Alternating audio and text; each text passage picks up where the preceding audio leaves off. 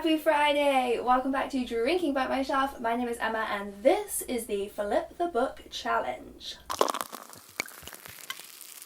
This is a game that was invented by Jessie the Reader.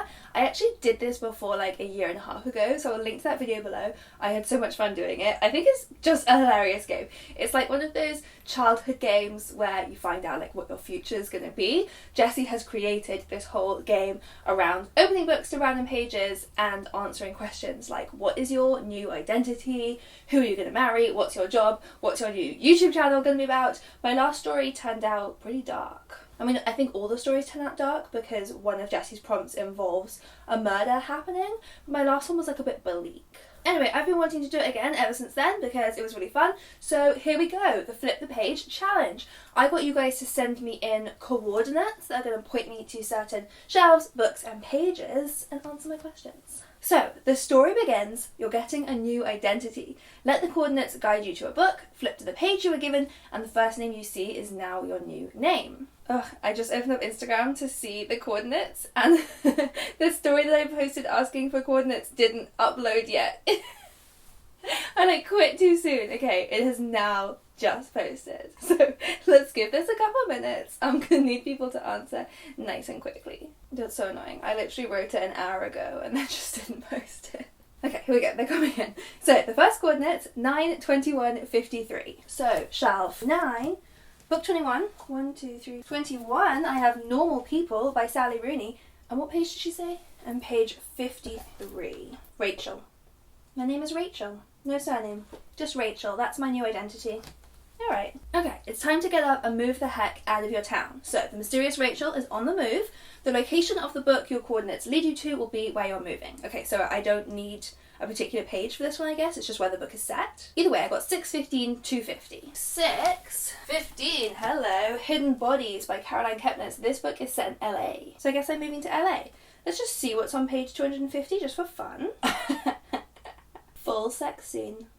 No locations mentioned though, so yeah, LA. Rachel in LA. You're all settled into your new home, but you've got to get a job to get that cash money flow going. Create a job using the first object you find. Okay, shelf 2, 17, Pages for Her by Sylvia Brownrigg. I love this book. About lesbian love. Page 42, first object I see. Curries. Okay, I'm a chef. Rachel in LA, I'm a curry chef. Fantastic. It's making me hungry.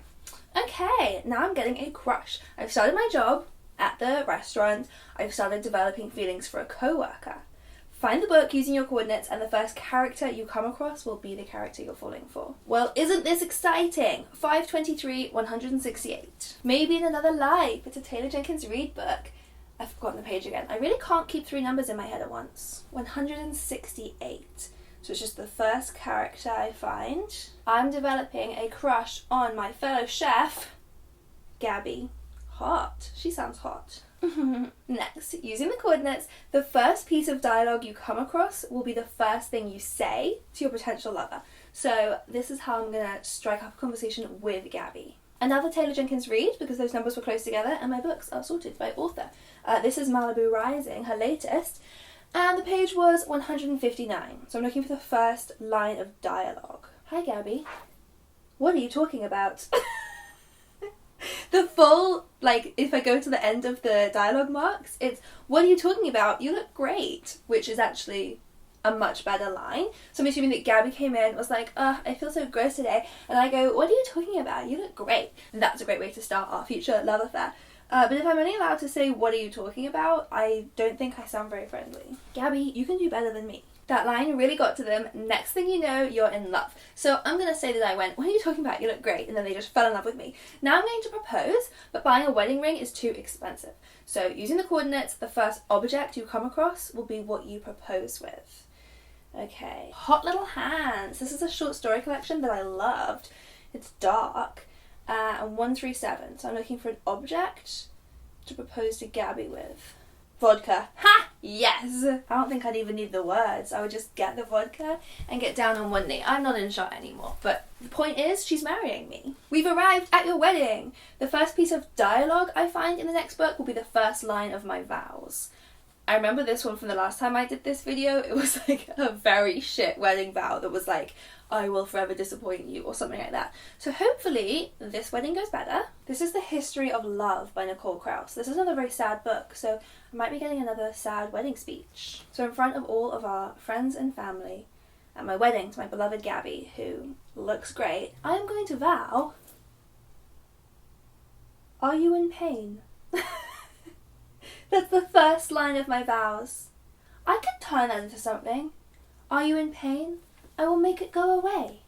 Are you hungry? I will give you food. It could be like a whole poem. Okay, it's honeymoon time. So again, I'm just going with the book location for where we go. But people love my Taylor Jenkins Reid shelf. So Seven Husbands of Evelyn Hugo is set in LA, mostly. So I could just say that we're going on honeymoon to LA.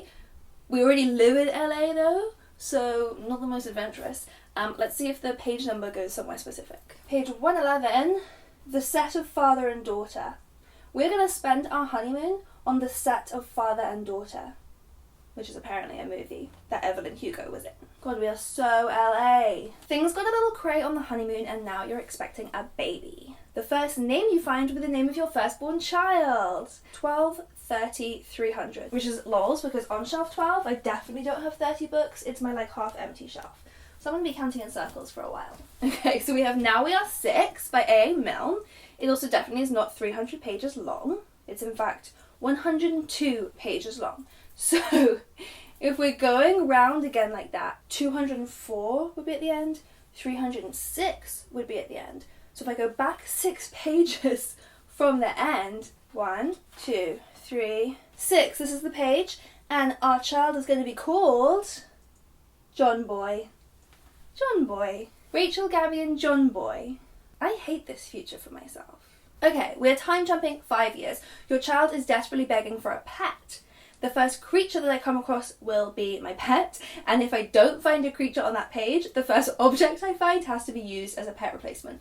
Sorry, John Boy, you might be given a pencil case for a pet. Let's find out. The Summer That Melted Everything by Tiffany McDaniel. This is a very dark, sad book. Do we have a creature or an object?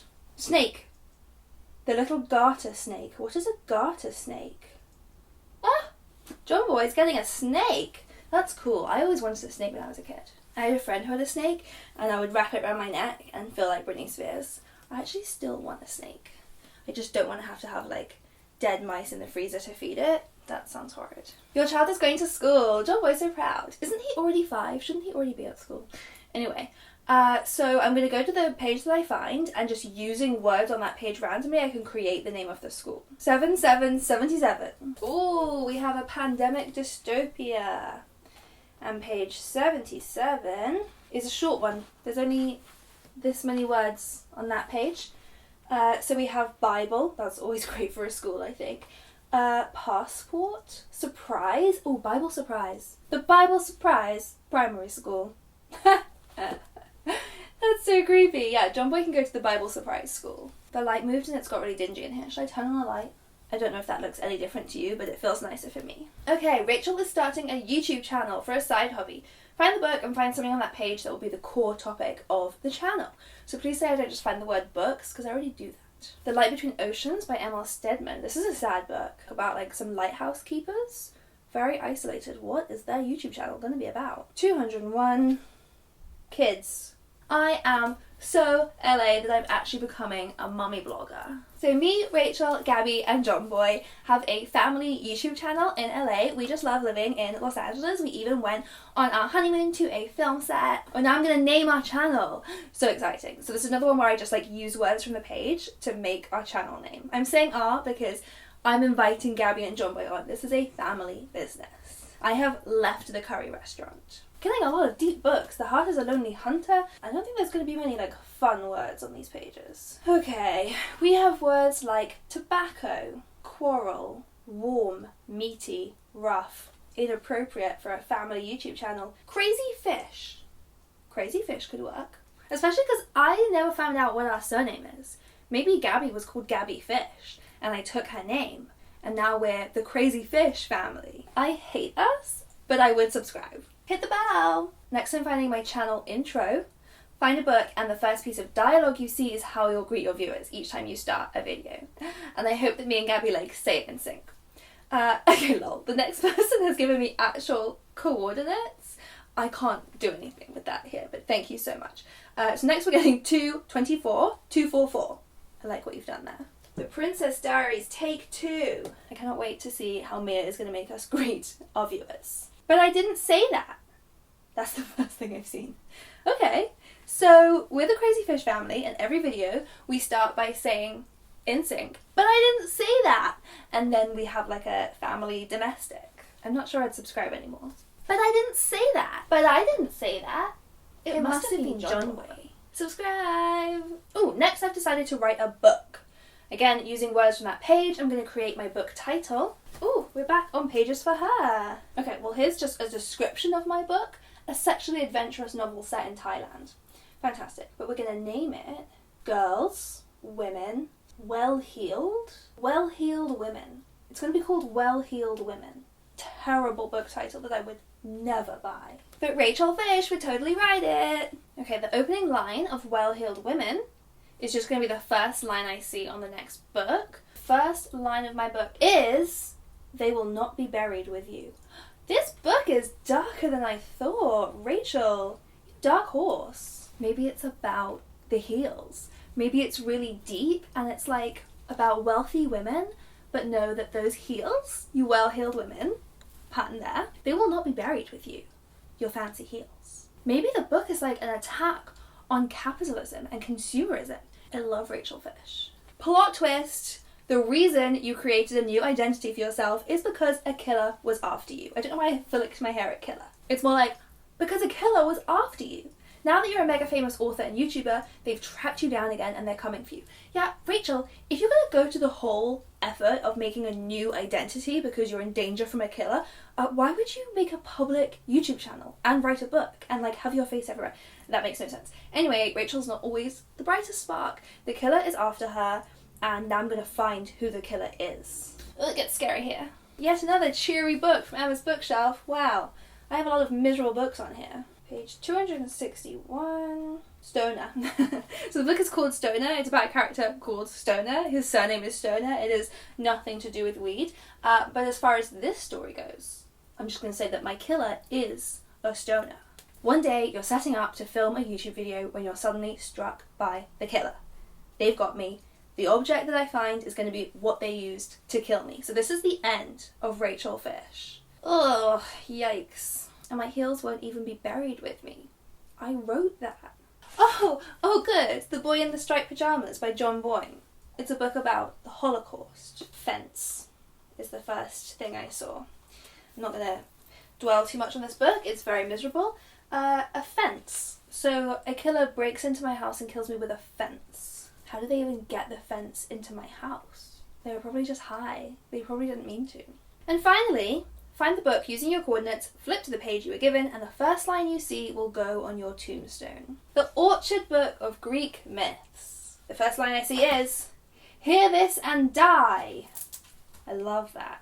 Rachel gets her revenge by putting a curse on her tombstone, a literal curse. Hear this and die. Anyone who makes a mistake of reading that tombstone aloud when they see it, anyone near them will die. Wow. So here lies Rachel Fish. Hear this and die. I guess that includes all of you. She has now cursed all of us. What a bitch.